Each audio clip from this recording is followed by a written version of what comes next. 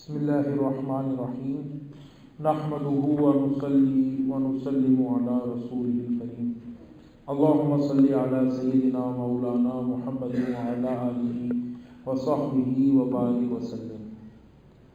آخری درس میں ہم نے حضرت ام عطیہ رضی اللہ تعالیٰ عنہ کی روایت کردہ ایک حدیث پاک سنی تھی، جس میں عورتوں کو نماز جنازہ میں شرکت کرنے سے منع کیا گیا۔ اس حوالے سے ہم نے تفصیل سماعت کی اور ضمن حضرت عاتقہ رضی اللہ تعالیٰ عنہ کا بھی ذکر ہوا تھا۔ آج دو حدیث سنیں گے کہ جنازے میں اگر لوگوں کی تعداد زیادہ ہو تو اس کی کیا فضیلت ہے۔ ان عائشہ رضی اللہ تعالیٰ عنہ قالت قال رسول اللہ صلی اللہ علیہ وسلم ما من میت یصلی علیہ امۃ من المسلمین یبلغون مئۃ کلہم یشفعون له الا شفعوا فیہ، رواہ مسلم۔ حضرت عائشہ صدیقہ رضی اللہ تعالیٰ عنہ سے روایت ہے، آپ بیان فرماتی ہیں کہ رسول پاک علیہ السلام نے ارشاد فرمایا، کسی شخص پر لوگ نماز جنازہ پڑھیں اور ان کی تعداد 100 کے قریب ہو جائے اور 100 کے 100 افراد اس کی شفاعت کریں، یعنی اس کے لیے دعا مانگیں، تو اللہ تعالیٰ ان سب کی سفارش کو، ان کی دعاؤں کو اس کے حق میں قبول فرما لے۔ تو بڑی مختصر حدیث ہے، اس سے اندازہ کریں کہ اگر کسی شخص کا انتقال ہو اور اس کی جنازہ پڑھنے والے 100 افراد ہیں، فرمایا یصلی علیہ امۃ من المسلمین، مسلمانوں میں سے کچھ افراد اس پر جنازہ پڑھیں، تعداد کتنی ہو؟ یبلغون مئۃ، 100 کے قریب آدمی ہو جائیں، کلہم یشفعون لہ،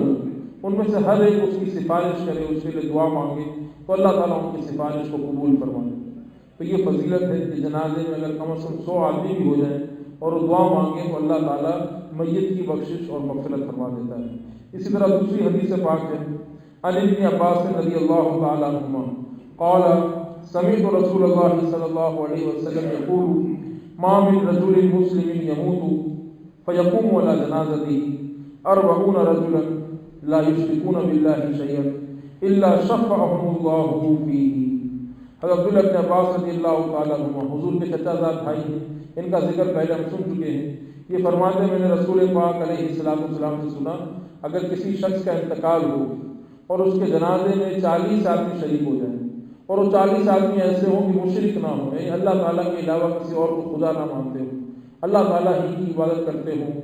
شرک نہ کرتے ہوں، تو اللہ تعالیٰ وہ جنازے میں شریک ہوں تو اللہ تعالیٰ ان سب کی سفارش اس مرحوم یا مرحومہ کے حق میں قبول فرما دے گا۔ تو اندازہ کریں کہ جنازے میں اگر افراد کی تعداد ہو تو کس قدر کی فضیلت کی بات ہے۔ اب ان دو حدیثوں سے خلاصہ کیا نکلا کہ آدمی ہمیشہ یہ دعا مانگے کہ اس کا خاتمہ بالخیر ہو اور عافیت والی موت اسے نصیب ہو جائے، کہ اس کے جنازہ پڑھنے والے کم از کم 100 آدمی کو مل جائیں، کسی ایسی جگہ انتقال ہو، عافیت والی موت ہو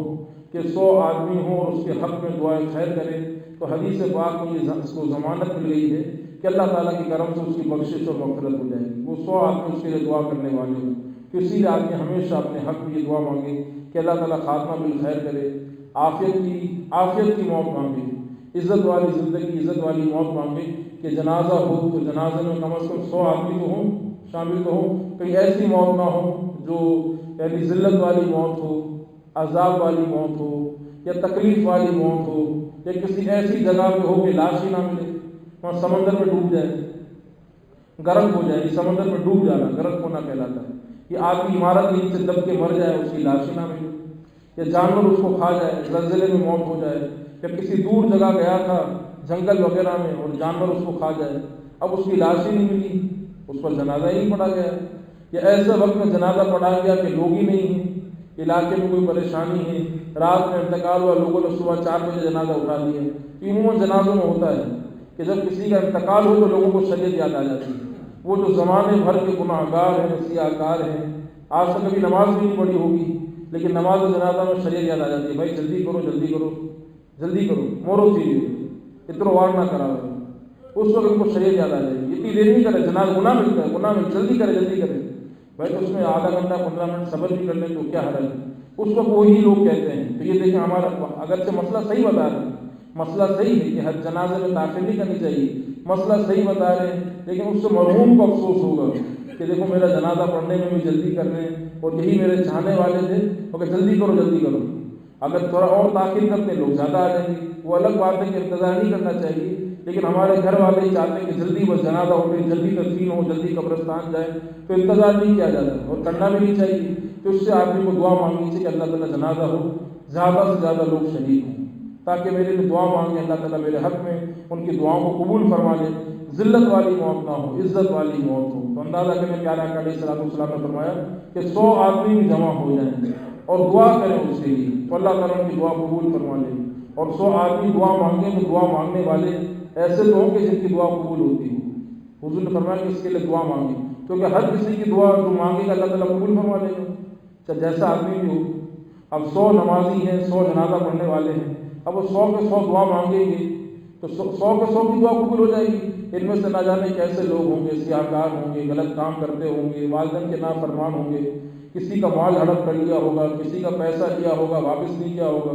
اگر وہ بھی میرے لیے دعا مانگے گا تو کیا دعا قبول ہو جائے گی؟ ایسا تو معاملہ نہیں ہے۔ یعنی 100 سچے آدمی جمع ہو جائیں، مجمع تو ہو 200 300 400، لیکن کم از کم 100 مسلمان کو جمع ہو جائیں اور اس کے حق میں سچی دعا کریں تو اللہ تعالیٰ اس کے حق میں دعا قبول کی، اس کے حق میں ان تمام کی دعا کو قبول فرما لے۔ اسی لیے یہ بھی دعا مانگنی چاہیے کہ اللہ تعالیٰ اچھے لوگوں کے ساتھ ہمیں شامل رکھے، کہیں ایسی بستی میں نہ ہو، کہیں ایسے علاقے میں نہ ہو کہ مسلمان ہی نہ ہوں، اگر مسلمان ہوں تو سارے کے سارے بدکار سیاہکار ہوں، اب وہ دعا بھی کریں تو دعا کیسے قبول ہوگی؟ جس کی کمائی حرام کی ہے، کھانا حرام کا ہے، باتیں حرام کی ہے، اس کی تو دعا ہمارے حق میں قبول نہیں ہوگی۔ تو اسی لیے حضور علیہ الصلوۃ والسلام نے فگر بڑا چھوٹا رکھا ہے کہ 100 سچے آدمی بھی اگر جمع ہو جائیں تیرے حق میں دعا کر دیں، یعنی محدثین فرماتے ہیں سائلین لہ المغفرۃ، اس کے حق میں اللہ تعالیٰ سے مغفرت کی دعا مانگے تو اللہ تعالیٰ ان 100 مسلمانوں کے صدقے میں ہی اس کی بخشش اور مغفرت کروا دے گی۔ اور ایک حدیث پاک میں فرمایا کہ 40 آدمی بھی جمع ہو جائیں